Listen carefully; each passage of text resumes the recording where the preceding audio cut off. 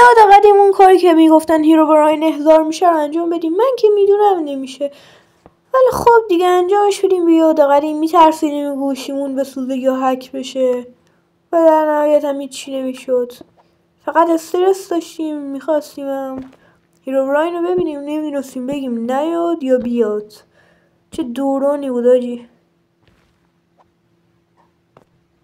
واقعا دلم تنگ شده برای اون دوران. الان باید بریم داخل خونه وایسیم تا مثلا اون یه دفعه یه رد و برقی بخوره بهش یا هیروبراین سانچه که مثل همیشه نمیشه. مهندس این ویلیج چند تا لوت گیرم بیاد. خب بلش کن بابا، فکر کنم رندوم و شانسیه. ویلیج آقا، ویلیجم پیدا شد. فقط اینجور ویلیج ها متنفرم. آخه لوت خفنی ندارن.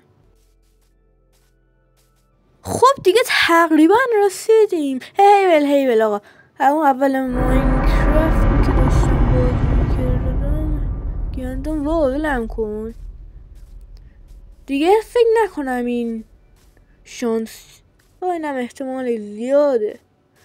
مهم نیست، برای اینکه دایمند پیدا کنم رو به زمین ماین میکنم. آقا الان من خیلی وقت دارم رو به زمین ماین میکنم، بارونم اومده. الان دیگه فکر کنم الان است که برسم به یه قاری. چی پشمام، چه شانسی. ولی خب باید گوشتمو بخورم تا جون بگیرم، قدرتمند بشم.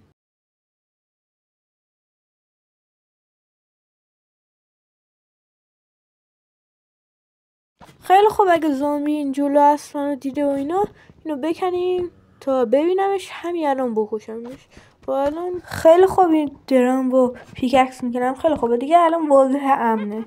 اگر باشه دیگه جونم تقریبا زیاد شده، میتونم بکشمشون. حالا بریم دنبال دایمند. خیلی خوب، اونجا قار. آقا نمیدونم توی ویدیو دیده باشید یا نه، ولی یه دونه ویچ اونجاست. پس سریع میخوام اینجا فاصله بگیرم.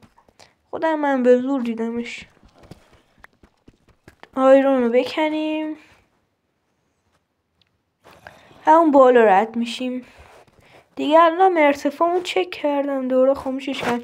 برم میاد ارتفاع داخل ماینکرافت هم باشه. شما چی؟ الان دیگه ارتفاعم داخل ارتفاعی هست که دایمند پیدا شه. وای فکر کردم الان میفتم پایین. دایمنده؟ آره. یعنی شیوق اصلا نخواستم ماینکرافت کنم.